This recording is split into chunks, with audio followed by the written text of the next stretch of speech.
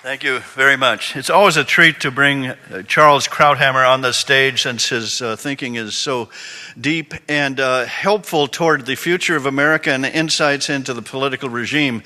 But his life goes far beyond the political regime. In fact, his latest book, which I bought here last year and read on the plane going back, has three things that matter: 3 decades of passions, pastimes, and politics.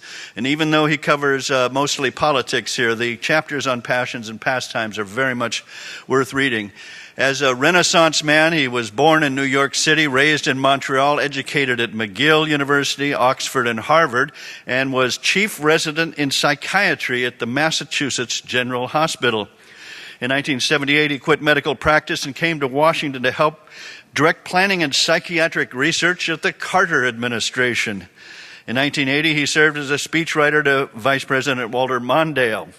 And he has more than made up for those historical left turns by writing in the Washington Post and New Republic since 1981, winning the Pulitzer Prize for his Post work, and the New Republic Essays won the National Magazine Award for Essays and Criticism.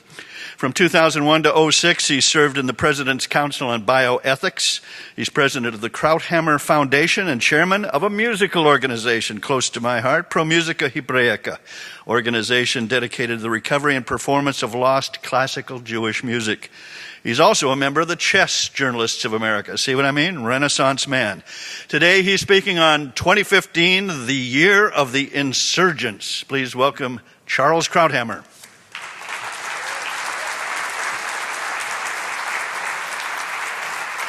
Thank you. Thank you very much. Thank you very much. Gosh, after hearing that, I realize I've got some splaining to do, especially the Mondale part. That actually, it sounds like a slur, but it actually is true. People ask me, how do you go from Walter Mondale to Fox News? And I tell them I was young once.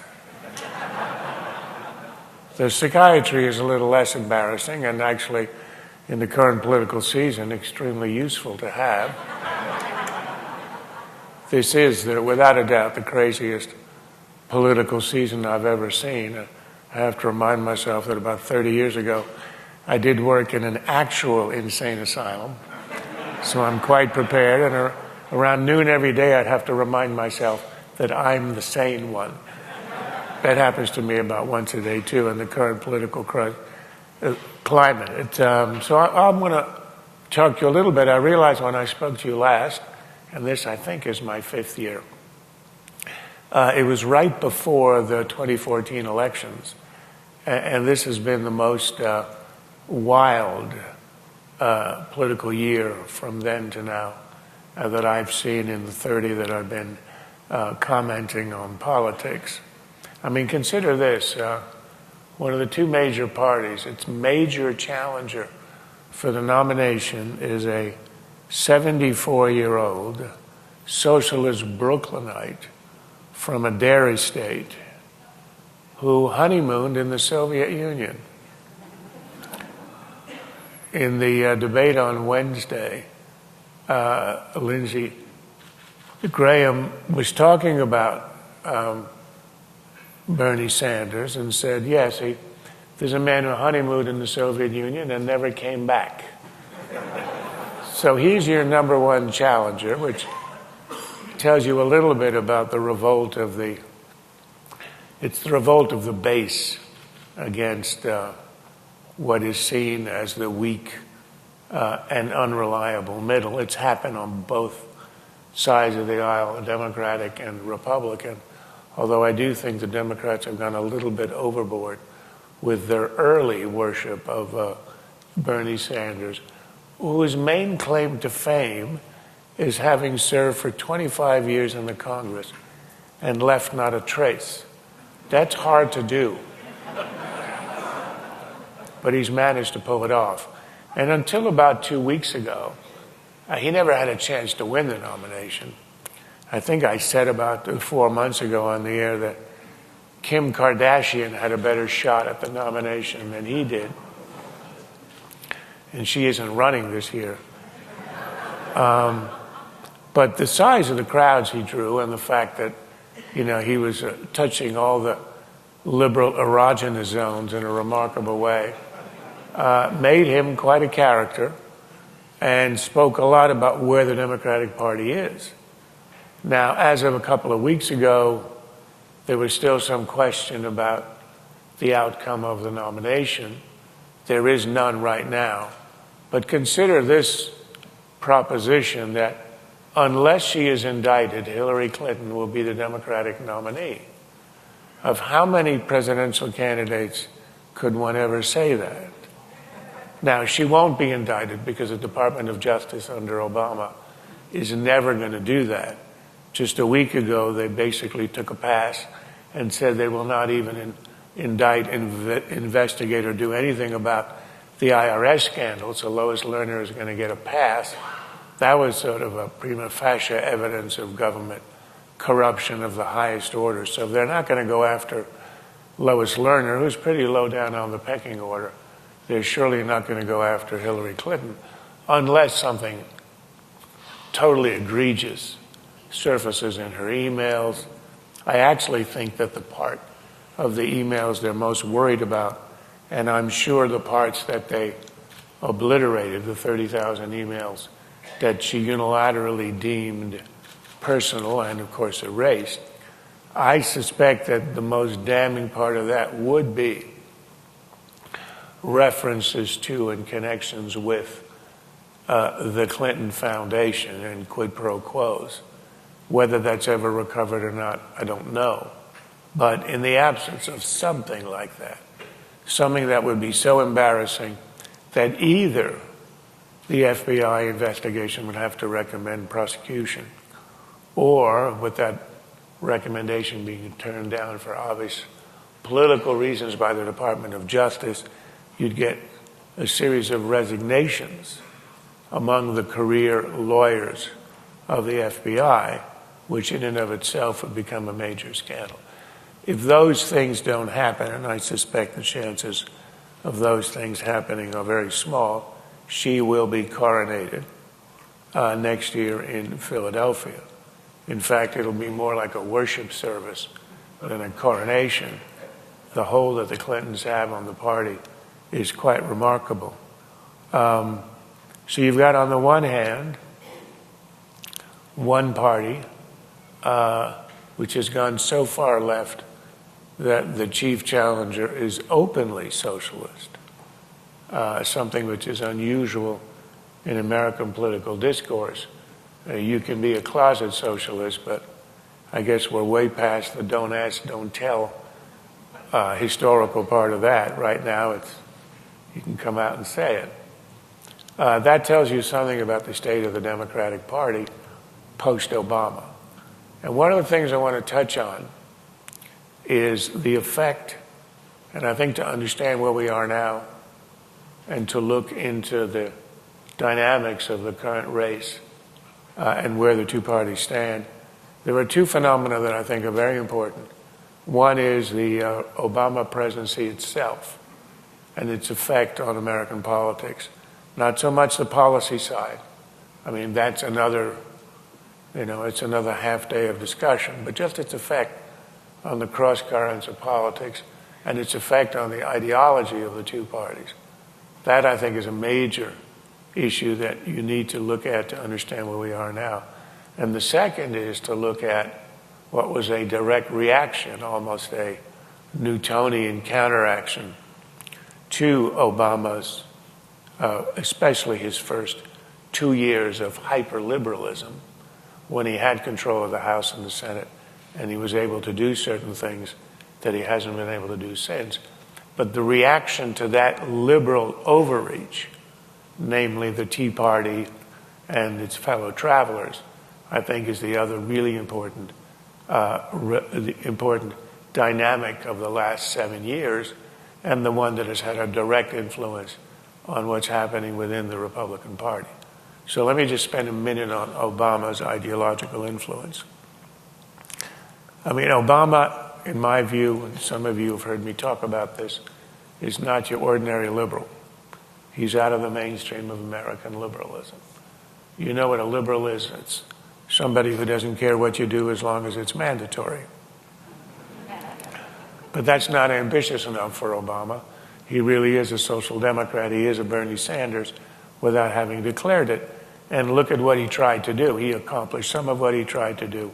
But he basically, and he said this in his first State of the Union address, he was out to radically change America, transform America.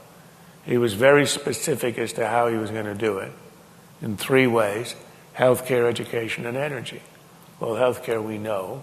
He's essentially nationalized and centralized decision-making in Washington for 1/6 of the American economy. Education, he's done some. It's been a lot of it has been below most people's radar. He did nationalize student loans. He destroyed the for-profit higher education sector. He wants to federalize and nationalize higher education, meaning colleges, the way it's done in Europe. The only thing I agree with is in his second inaugural address, he called for a universal preschool. And I'm sympathetic to that because I think that the 5-year-olds of America are having all too much fun. And it's about time they were regimented and herded into government-run institutions where they'd be kept all day and forced to eat Brussels sprouts at lunch. So that's the one area where we have some kind of overlap. Then the third area for him was energy, as you know. You know very well. He took a shot at cap and trade when he had control of the House, when he had control of the Senate in his first 2 years. But it was so radical that even when he controlled the Congress, he wasn't able to get it through. Now, as you also know, to your chagrin, he's been trying to enact that unilaterally through executive orders and especially by regulation through the EPA and the Energy Department. The good news is that he can do that, and he's done some of that, and they have tried to kill coal, to restrain fracking, and to put all kinds of other restraints. But the good news is that can be canceled with the stroke of a pen by a new president on Inauguration Day, and the regulations can be rolled back. So as a legislative event, Obamaism had a limited success. Obamacare, which I think is still repealable and would be repealed if the Republicans win the House, maintain the House, maintain the Senate, and win the presidency. With education and healthcare, the damage, I think, is quite reversible. I would add that on foreign policy, which I won't be talking about a lot here, but we can do in the question and answer that will follow, the damage there has been mostly irreparable, or at least damage so deep, meaning the loss of confidence of our allies and earning the contempt of our adversaries. And this is in just about every area in the world, from the South China Sea to Ukraine to Syria to the Iranian nuclear deal. Those are going to be very hard to undo, and they could take a very long time. So the damage done there will be very long-standing. But on domestic issues, despite his successes, I think most of it is repealable and will be repealed in time. In part because this is and has been and remains a center-right country. Obama vastly overreached in his agenda. He was a young, ideologically ambitious and arrogant president, and he wanted to do what he wanted to do. And I think what he realized was that that cannot really be done in the United States. Our politics are fought between the 40-yard lines. In Europe, they fight from goal line to goal line. They have real fascist parties, real communist parties. In America, we have two centrist parties, one right of center, one left of center, and the playing field is usually between the 40-yard lines, and he tried to push the ball into the red zone. It's not intended as a pun, but I think it'll work. And it just doesn't work. And how do we know? In November 2010, first chance the electorate got to pass a verdict on Obama. And remember, the symbol both the symbol and the best example of Obamaism was his health care plan. Extremely unpopular, was unpopular, remains unpopular, and he suffered what he himself called a shellacking in the 2010 election. P.J. O'Rourke said that wasn't an election, that was a restraining order. And it was, because as of that election, and Obama losing control of the House of Representatives, his agenda as a matter of legislation, meaning of a certain permanence, was over, done. He has passed nothing of that importance, that significance since, and he clearly won't between now and the day he leaves office. So that was the Tea Party revolution. But for every person who showed up at the town halls to protest Obamacare and taxes and regulation, it turned out there were 9 people at home who were a little less energetic, didn't want to go out to a demonstration or a town hall, but who voted. And the verdict was overwhelming, a total shellacking for the Democrats at the national level and the state level. We know that was repeated in 2014. Now you can say, yeah, but what happened in between? That's 2012. How could he win re-election if he had so overshot ideologically? Well, the reason is that midterm elections are entirely ideological. They're about ideas and policies. Obama himself said in the run-up to the 2014 midterm, I'm not on the ballot, but my policies are, and they were. And he suffered what the economists called a massacre, which is worse than a shellacking. The Democrats have been truly decimated. We don't see this because Obama dominates the scene and has been able to wield his power, I would say unconstitutionally, with executive orders on immigration, executive orders on criminal law reform, executive orders, as I said, on things like environmental, using climate change as a lever to do things unilaterally. That is all true. But as a matter of standing in the country, both at the national and the state level, the Democrats have at their lowest ebb in the House of Representatives since 1929. They lost over 680 seats in the state houses. They're at their lowest ebb in 100 years. They lost the Senate. I think 31 governorships are in the hands of Republicans. He has done, and his agenda has done, again, led by Obamacare, led by these overregulation and this intrusiveness of the government, these social democratic ambitions. That has caused tremendous damage to the Democratic Party. There's a reason why the Democratic field for the presidency is a gerontocracy of 3, whereas the Republican have 16 candidates. I mean, a little bit slightly exaggerated number, but if you look at the field, you look at the debates, you look at the podium, you've got a young generation of Republicans coming up. Look at the new House Speaker, in his 40s. You look at the leading candidates, or at least the ones that have the best chance to win the nomination on the Republican side. The most prominent of those are also in their 40s. The Democrats have very little. They've eaten their seed corn. They're down to rather elderly and worn candidates, which is what happens when you lose the farm team and you lose them in the midterms. Now, the midterms are ideological. The midterms are over ideas. They're on policies. And as I say, in a center-right country, when you put that to the people, the right wins. They win every time if they can make the case. If they're inarticulate and they can't, they lose. But generally speaking, and this is why midterms are so favorable to the Republicans, it's about ideology and policy, and they win. Just to back up with one statistic, my claim, this is a statistic-free, fact-free election, so I'll break the trend and I'll just give you one fact, which is if you go back on the Gallup polls, 30 years on ideological self-identification, you see we're a center-right country. The numbers are fairly unmoving. They hover around 20% liberal, self-identified 40%, conservative 35% moderate. You do the math and you see that 5% have no idea what the hell is going on. Of course, they're the ones who decide the election, but what can you do? As Churchill said, democracy is the worst form of government except for all the others. It's a center-right country. You try to go to the left, you'll be repudiated.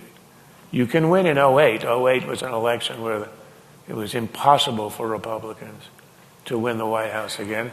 That was a year where the Italian Communist Party could have won the election. Some people will say that it did.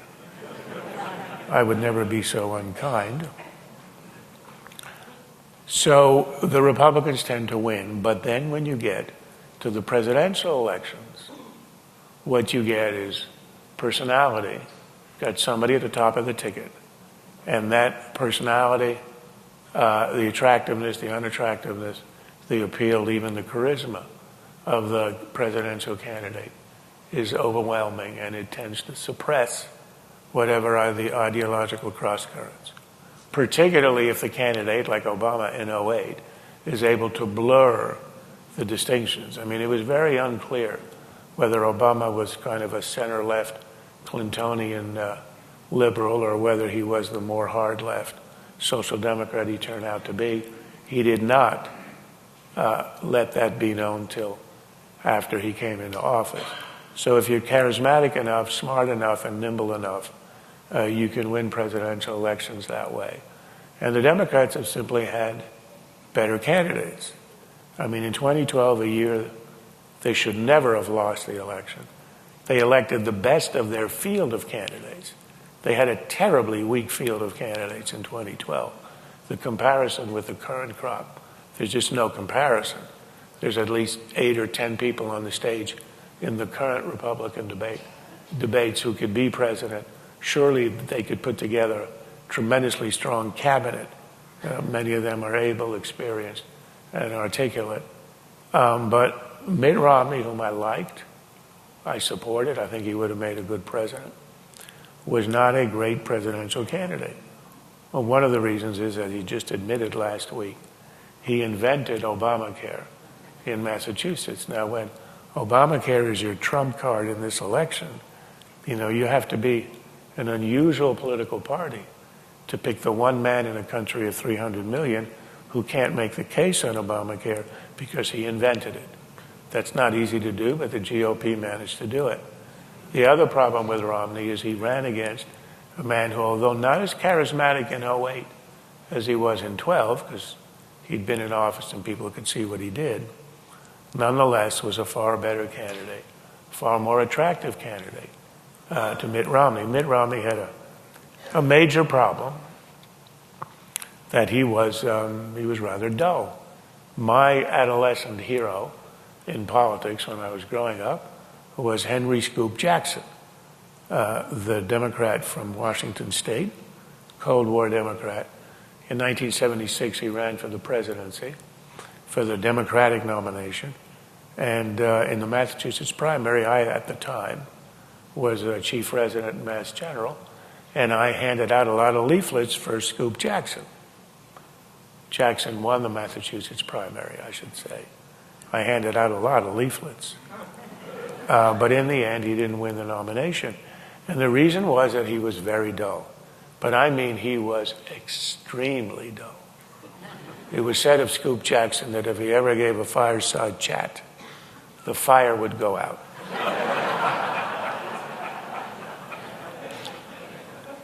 Which brings us to where we are now.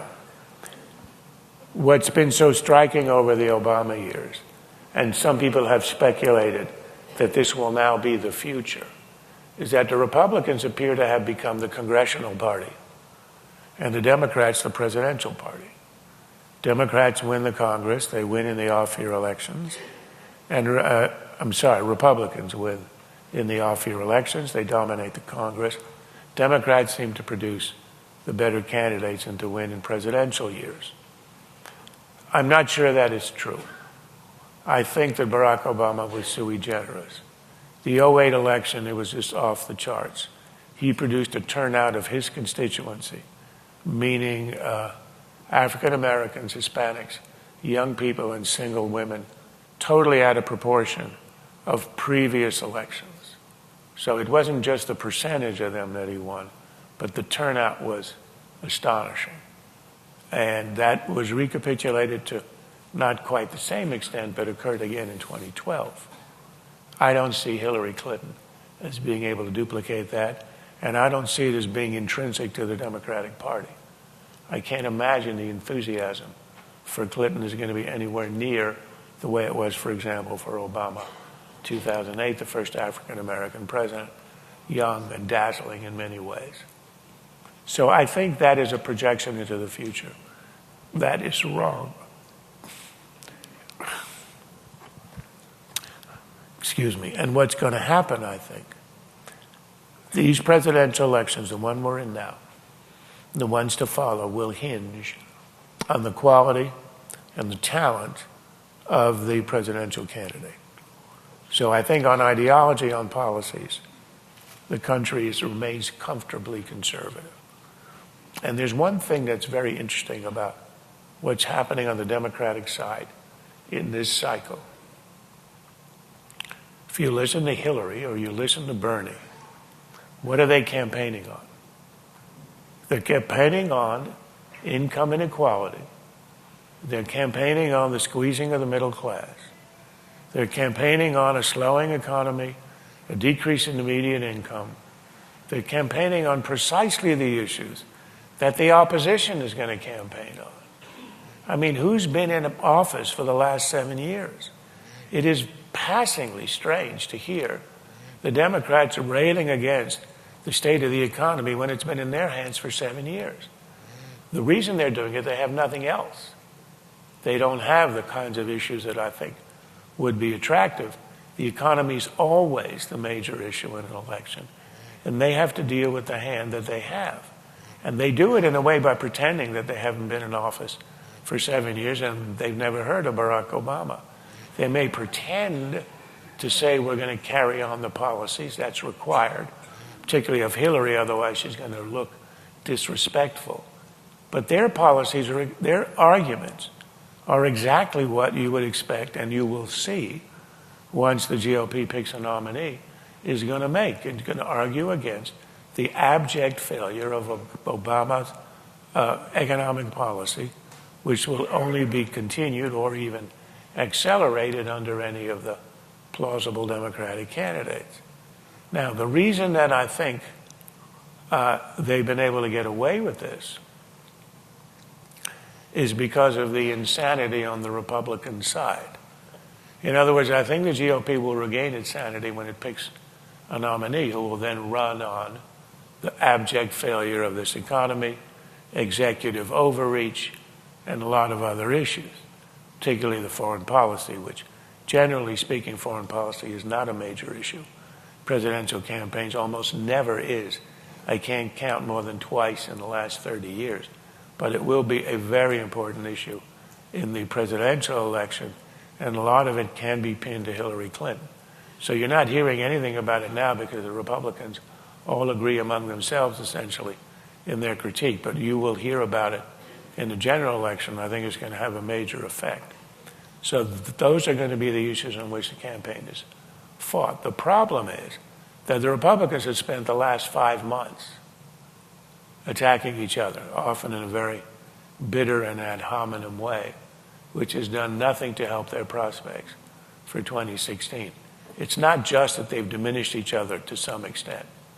In the same way that if you go back to the 2012 primaries, the major attacks on Mitt Romney, which were used, of course, by Obama in the general election, were all started, sharpened, and shouted from the rooftops by Romney's opponents in the primaries. It was Newt Gingrich, how do you say here?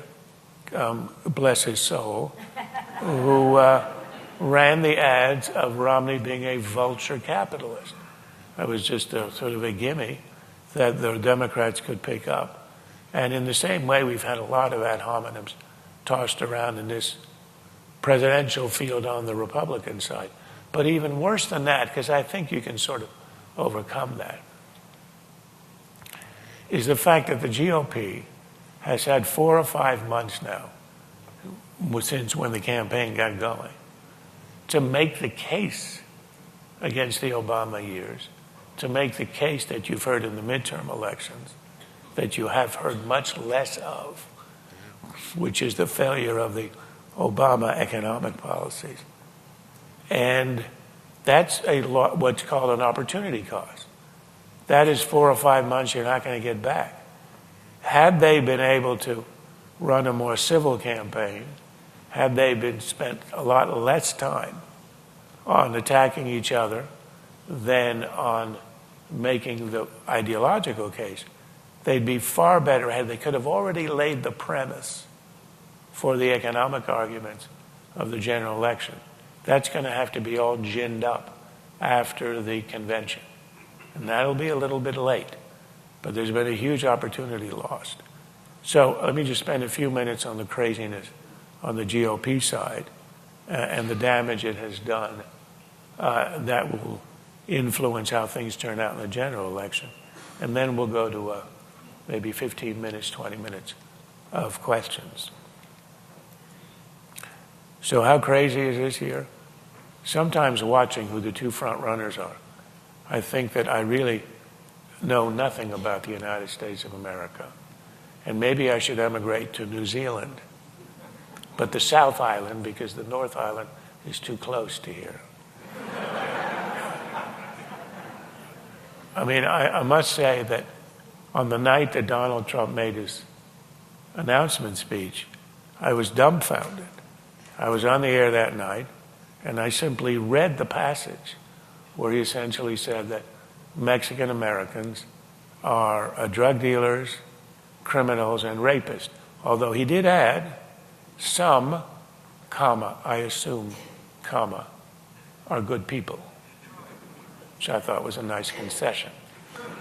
So I kind of railed at him as a know-nothing xenophobe, which I thought was a moderate way to put it.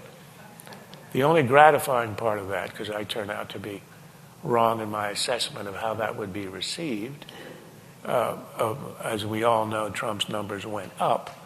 The only upside of that outburst of mine that night was that I kept Trump up all night writing tweets about me.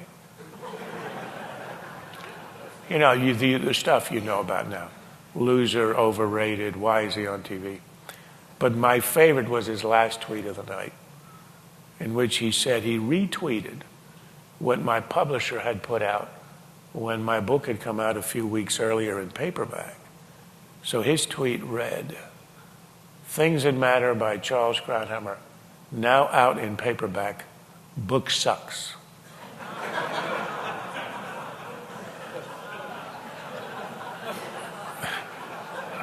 As I noted the next night on Bret Baier's show, that was the shortest review I'd ever gotten. But I want to just assure you that when they do the next edition of that book, that will be the lead blurb on the back cover. Because I can't think of a higher compliment. You know where I'm going, but in deference to the fact that I'm sure there are a sizable number of you who are Trumpians, or Trumpites, I'm not sure what the word is. I'll go easy on that, but you get my drift. I have thought from the beginning he had no chance to get the nomination. That's no longer true. I don't think he's the leading candidate. Yes, he's leading in the polls. But I don't think he has the best chance to win the nomination, but he does have a chance. Now, I have to confess that the Ben Carson phenomenon leaves me even more puzzled. This is where I think I really have to go to Tasmania or maybe Antarctica, because I can't figure this out at all. He is a very good man, a very sweet man, impossible not to like. But whenever he talks about policy, he seems to me to be at sea. But that doesn't seem to matter. When you look at some of the policies, I don't know if you could dignify them by calling them policies, but some of the policies of Trump and some of the statements of Carson, you really have to scratch your head. But it is what seems to be at least a political season. I don't think it's going to last through the through the primaries and the caucuses, there seems to be a season where the logic of policies or the fact that they may be antithetical to conservatism seems not to matter. I mean, for example, think of the heavy-handed state apparatus that would be required to deport 11 million illegal aliens. Think of the forfeiture of power to the executive if a president can unilaterally put tariffs on any kinds of goods he wants. I thought the Republican Party was the conservative party and would look askance at that kind of what can only be called statism. But that doesn't seem to matter. Nonetheless, they're the two front runners. What I was encouraged by was the fact that the recent debate, the CNBC debate, which was a glorious travesty, by the way. I mean, if the conservatives have been railing about the bias of the media for 50 years, and the liberals presented an irrefutable example of it in that debate, that even other liberals in the media had to confess was an embarrassing travesty. But the fact that that was the first non-Trump-centric debate allowed some of the others in the field who'd been overshadowed ever since Trump rose to number one. I think it was the first time people got a really good look at the breadth and the depth, seriousness of the rest of the field. I thought Rubio and Cruz really distinguished themselves. Even Christie, whose chances, I'm afraid, are rather marginal, had a great night. You saw his answer when the sort of the personification of the whole primary race. The one question people have attacked, which I thought actually was a rather good one, was the question about fantasy football. Now, the reason I thought it was a good question is that it was so trivial that I was sure that no candidate had a prepared answer. So psychologically, it was revealing. How do you handle something out of the blue? And what was revealing is that the question went to Bush. And he had a funny line about him being 7-0. But then he addressed the question, which he shouldn't have. And he said, well, you know, this really isn't a very good thing. We probably ought to regulate it. But then he remembered in mid-answer that he's supposed to be against regulation. So he said, but, you know, regulation isn't really a good thing, and left you hanging there. And then you know what happened. I went to Christie, who said, we've got a $19 trillion deficit. We got Al-Qaeda and ISIS killing our people. We got X, Y, and Z going on. And you're asking about fantasy football, which was the right answer. And he brought the house down. So I thought it showed that we have a fairly strong field. And I do think, I'm not quite sure what the sequence will be, but my guess is that among the outsider candidates, one of either Trump or Carson emerges. I can't quite predict because I don't understand either phenomenon. I mean, I do, of course. We all know it's the revolt against the Republican establishment. And it is the fact, and I will credit this, this is not a trivial event, but when the Tea Party did arise, the Tea Party did swing the Congress against Obama. And by doing that, shut down the Obama agenda. There was an expectation that the leadership in Congress would be responsive to what they wanted to do. And basically what they wanted to do was to govern from the Congress, repeal Obamacare, defund Planned Parenthood more recently, do all these other things. Unfortunately, given the structure of the government, there's no way to do that unless you believe that if you shut it down, you will eventually come out ahead. That was tried in 2013, and it was an abject failure. In fact, it was a disaster. Republicans standing in the polls as a party, as a brand, fell to its lowest ebb ever recorded during that shutdown. And if you remember, the shutdown of October 2013 coincided, since it started October 1st, with the opening of the Obamacare exchanges. The biggest calamity, the biggest demonstration of the inability of liberalism to carry out its own ideas and plans.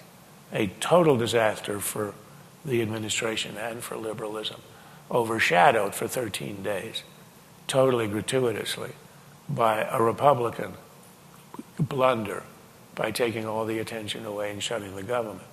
But nonetheless, that feeling, which led to, by the way, the resignation of John Boehner, the rejection of Kevin McCarthy, in other words, the overthrow of the current leadership, is fueled by the sense that the Tea Party insurgents are the ones who've sort of given the keys to the kingdom to the GOP. And they've done nothing with those keys. My counter-argument is that you can't do that under our constitutional system. The function of the Congress, when it doesn't control the White House, is to block and to stop, and that's exactly what it's done for the 6 years since they regained the House. But if you want to actually govern and change and enact, you can't do it by threatening to shut down the government. As long as the executive is controlled by the other party, you can only do it by winning the White House.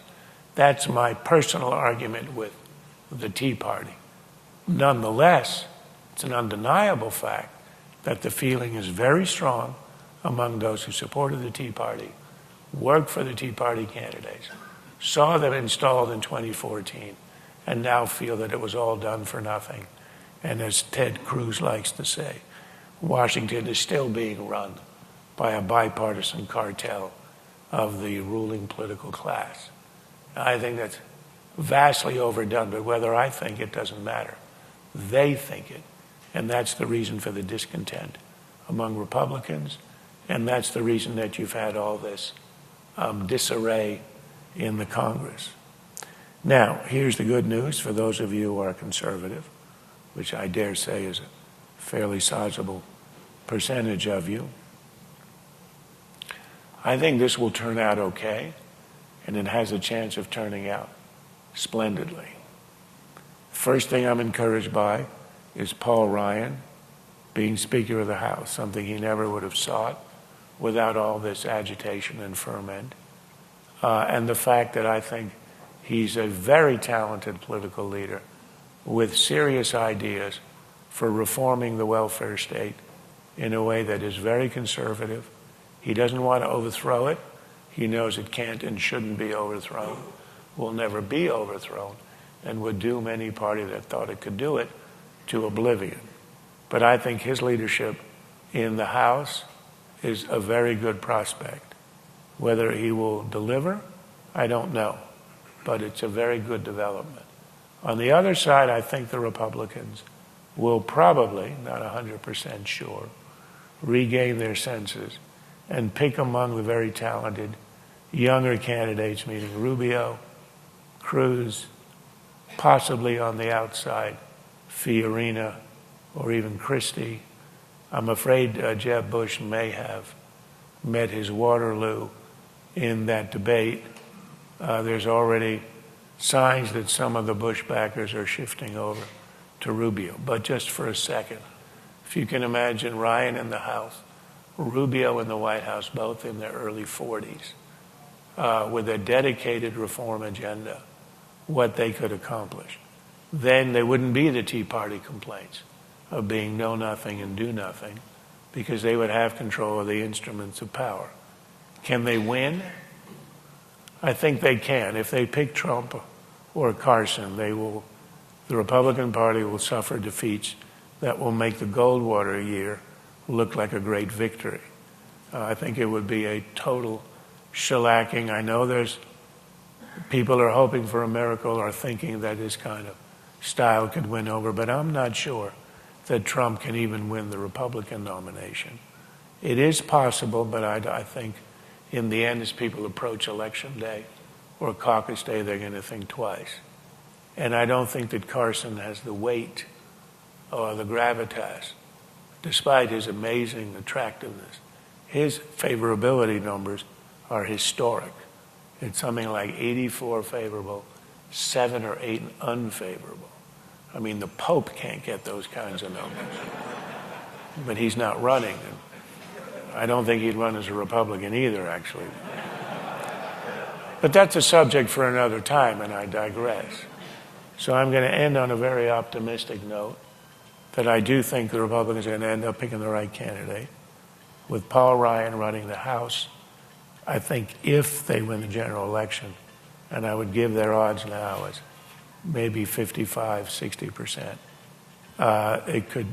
you could see really a renaissance.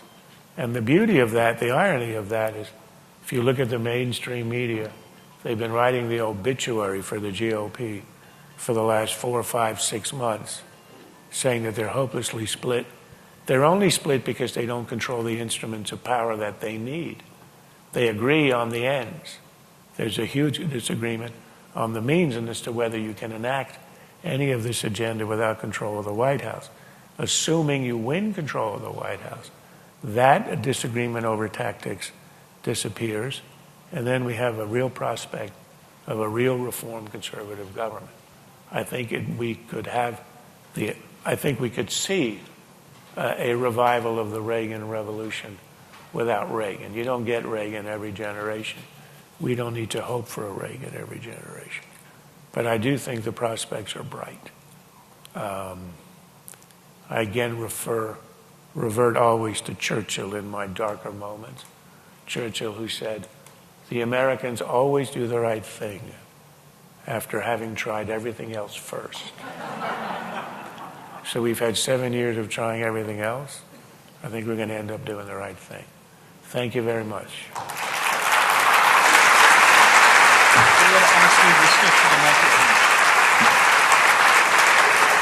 Thank you. If you're asking a question, could you please step up to the mic on either side so you can be heard by everyone, and we'll alternate. Go ahead. Yes, you mentioned that the public didn't know Obama before the first election, but he published 2 books explaining exactly what his ideology was. Do you think perhaps that wasn't publicized as well? No, it wasn't. I thought the biggest clue from those 2 books is this was a man with no achievements, no accomplishments, no signature legislation. The one thing he had done is to write 2 books, and they were both about himself. That should have been a clue. That wasn't picked up on. The other part of this that should have told people who he was were his associates. With a man with no accomplishments, you might want to judge him by Jeremiah Wright. You might want to judge him by William Ayers. You might want to judge him by Rashid Khalidi, who was a PLO propagandist. And I thought John McCain made a huge tactical mistake when he declared at the very beginning of his campaign that he would not bring up Jeremiah Wright. The reason he did it, John McCain is a noble man, and he thought it would imply some tinge of racism if he did that. I think John McCain was totally wrong. That would have been very revealing. You know, this is a man in whose pew he sat for 22 years, baptized his children, and was his spiritual mentor. I had some idea of who he was. I wasn't sure, though, whether he was a liberal who would occasionally throw bones to the left or a leftist who would occasionally throw bones to the center. And let me just add one anecdote. A week before he was sworn in, I was at a dinner with Obama, President-elect Obama, the only one he had with conservatives for about a year or two. And I remember the left-wing commentators were extremely upset. So his people scheduled a breakfast the next morning. We got steak and they got cornflakes. So I'm not sure it really assuaged their feelings. But at the beginning of the meeting, before the president-elect arrived, I asked around the table, just about 10 or 12 conservative columnists that you would all recognize, do you think Obama's a sort of centrist who'll throw a bone to the left, or a lefty who throws bone to the center? Nobody knew. We then spent 3 hours with him. Larry Kudlow asked a lot of questions about the gold standard. I remember that. A lot of other good, tough questions. But I was impressed by how intellectually nimble he was. So when the president-elect left 3 hours later, we're sitting around and I posed the same question. Center who throws a bone this way, lefty throws a bone. Same answer from everybody at the table. No idea. And I thought it was interesting because then he revealed himself. Not even in his inaugural address, but in his first State of the Union address, where he laid out the three-part agenda: healthcare, energy, and education. So yes, we probably should have given his book closer reading, but I don't think that books are necessarily determinative when you're electing a president. It's how you do on the stage in the debates, how you look in your acceptance speech, and Obama played that one very, very cleverly. Yes, sir. I am impressed by past elections at how the candidates avoid the really serious questions. And in my mind, the most serious question we face today is excessive debt. It's a global problem, and it's clearly a U.S. problem. Do you think there's any chance that'll be meaningfully addressed during this election? Meaningfully is the operative word there. Democrats will totally ignore it.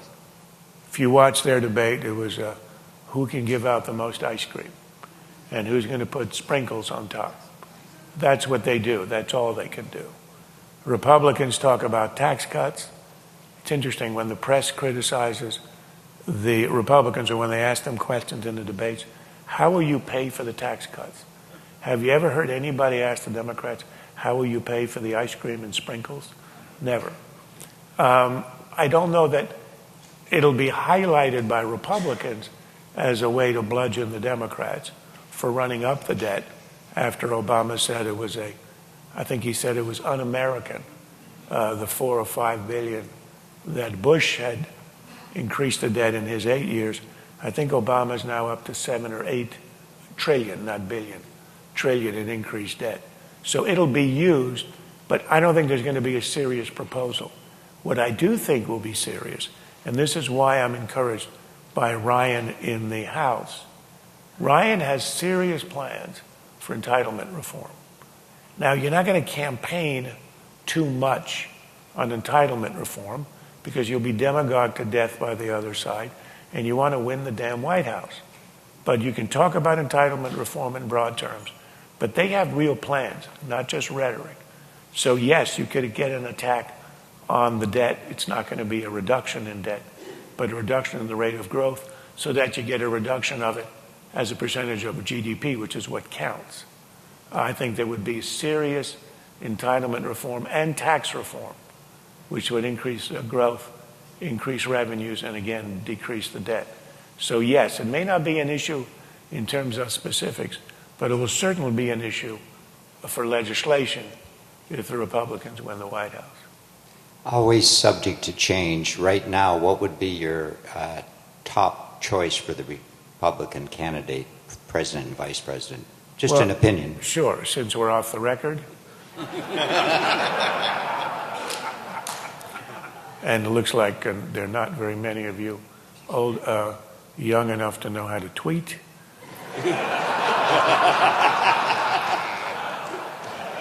I always check the median age of my audience before I say anything off the record.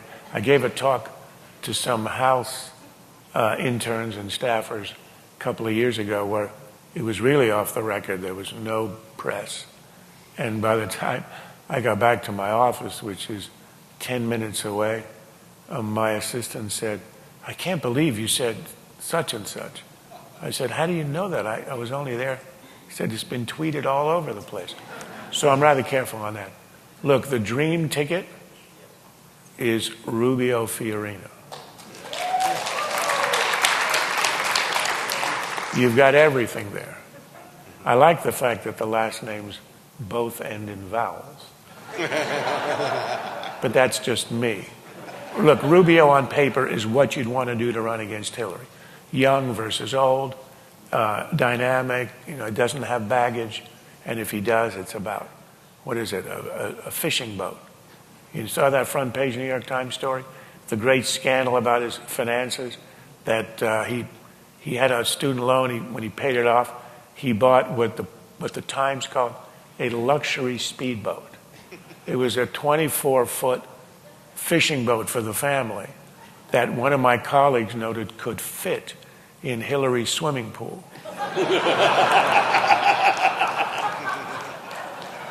And, I mean, look, when Hillary launched her campaign, remember with the book tour, she did an interview.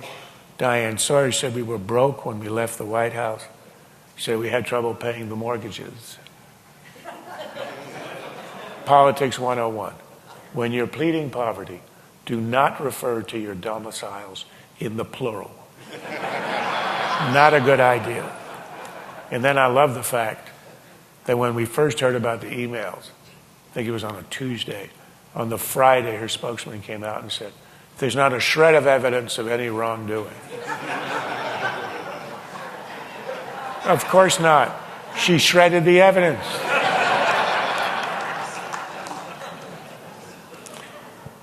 On paper, he crushes her. Of course, demographically, he helps to cure the Hispanic problem. I mean, but here's the beauty of Rubio, that if you've watched him in the 3 debates, we've had a lot of candidates who on paper, Giuliani, for example, were perfect. There's a guy who's delivered. He has tremendous political talent. I've heard, and from Republicans and Democrats, then I would tend to agree he could be the most talented, pure political talent in his ability to communicate, in his fluency and his knowledge of issues since Bill Clinton in 1992. And I think as a presidential candidate, there's something about him that I think would be extremely attractive. And the beauty of having Carly on the ticket is, in this day and age, as we're trying to figure out, the next stage of feminism, it remains hard for a man to attack a woman because you run into minefields of language. Look at what she did when Bernie Sanders said, it doesn't help if you're just shouting about, forgot what the issue was. And she then said, when women talk and disagree, they're not shouting, they're expressing an opinion. She could be the one to take on Hillary. So that would be my ticket. We have just one more. It's time for one more. Okay. Who's next?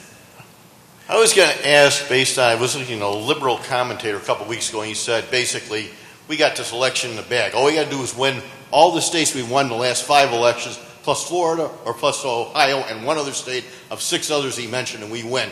How do we overcome that mathematical disadvantage? By challenging the premise that you're going to win all the states you won last time. Mm-hmm. Obama is a sui generis candidate, especially in 08, but again in 12.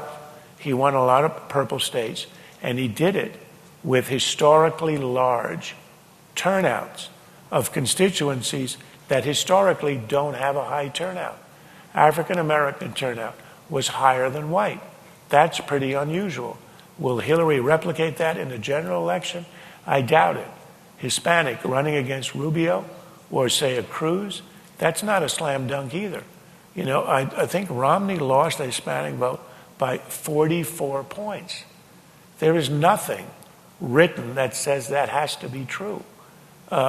George W. Bush in 2004 won 44% of the Hispanic vote and lost it narrowly. As long as Republicans are competitive among Hispanics, that wipes out this entire notion of demographic destiny. That's rubbish. There's no reason that Republicans cannot appeal to Hispanics who are entrepreneurial, Catholic, traditional in many ways. Young people, and look at how young people have fared over the 7 Obama years. You could believe in hope and change in 08, and if you were young enough, you could still believe in it in 12. But nobody is young enough to believe in it today, and if you are, you're underage, so you shouldn't be voting.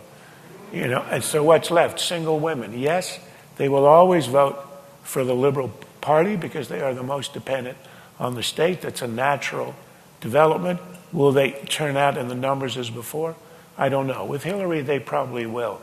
But that means 3 of the 4 major elements of these are going to be in question. You take those away, and there is no, yes, of course, New York, California on the one side, Texas, and the southern states on the other side. But the field of battle is going to be very large. And again, Rubio, a Hispanic American, and say a woman, you could probably have someone else. If you put a Ted Cruz on the ticket, you'd have this kind of young guns, very dynamic young candidates like Clinton, Gore in '92. So there are many ways to go for Republicans, and I completely reject the premise that the past is prelude. The future's open, and it can be won. Thank you very much. Thank you, Charles Krauthammer.